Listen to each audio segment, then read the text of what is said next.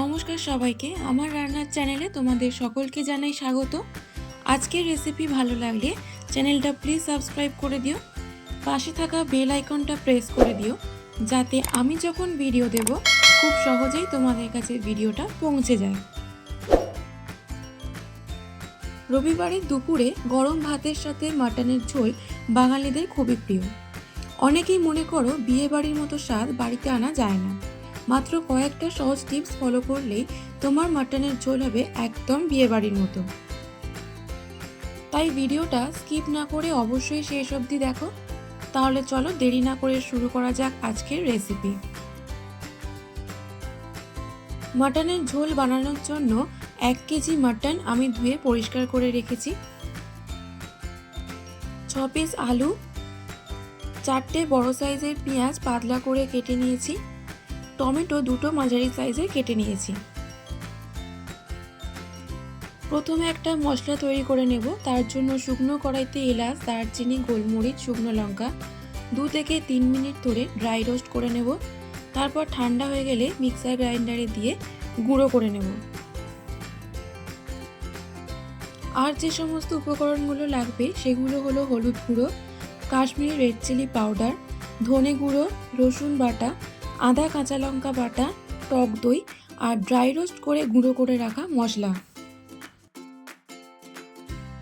এরপর একটি ননস্টিক প্যানে পরিমাণ মতো সর্ষের তেল দেব।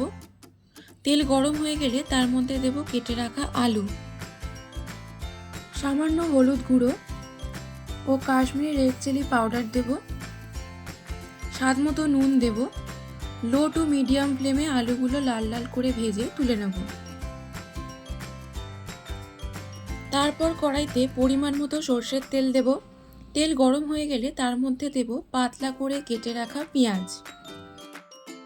হাই ফ্লেমে 10 থেকে 15 মিনিট ধরে পেঁয়াজ ভালো করে ভাজতে হবে।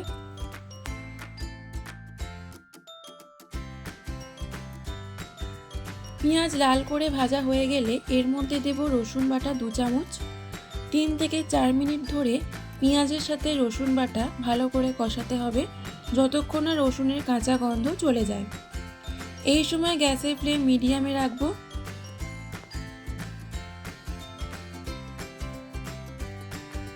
এরপর মাটনটা দিয়ে দেব। মিডিয়াম ফ্লেমে মাটন ভালো করে কষাতে হবে, যতক্ষণ না মাটনের কালারটা চেঞ্জ হয়ে যাচ্ছে।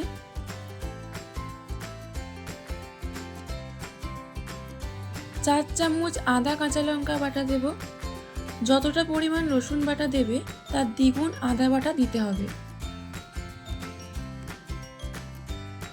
মিডিয়াম টু হাই ফ্লেমে 10 থেকে 15 মিনিট ধরে ভালো করে মাটন কষাতে হবে।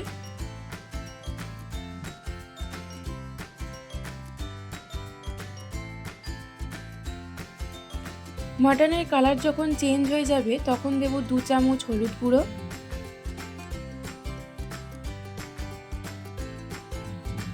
2 চামচ কাশ্মীরি রেড চিলি পাউডার, ধনে গুঁড়ো 1 চামচ। সব মশলার সাথে মাটন ভালো করে কষিয়ে নিতে হবে।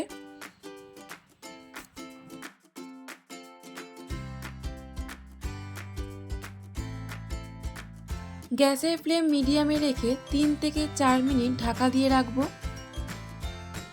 ঢাকা খুলে দিয়ে দেব কেটে রাখা টমেটো আর পরিমাণ মতো নুন। 40% মাটন সেদ্ধ হয়ে গেলে টমেটো দিতে হবে, আগে দিলে মাটন ভালো সেদ্ধ হবে না।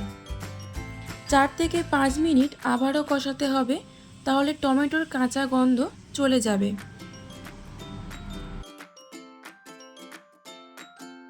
7 থেকে 8 মিনিটের জন্য ঢাকা দিয়ে রাখবো। ঢাকা খুলে ভালো করে নাড়াচাড়া করে তার মধ্যে দেব টক দই 1 চামচ।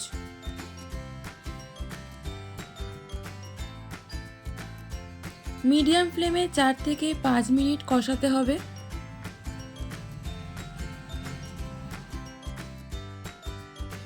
তারপর মাংস সেদ্ধ করার জন্য পরিমাণ মতো গরম জল দিয়ে দেব।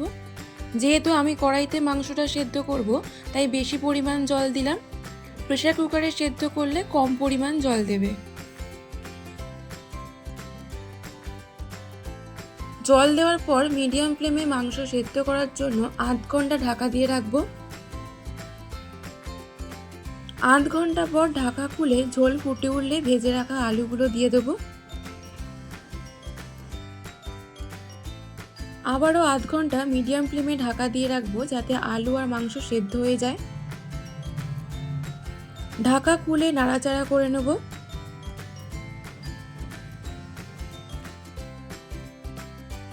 সব শেষে ড্রাই রোস্ট করে গুঁড়ো করে রাখা মশলা ওপর থেকে ছড়িয়ে মিশিয়ে নিলেই রেডি বিয়েবাড়ির স্টাইলে মাটনের ঝোল।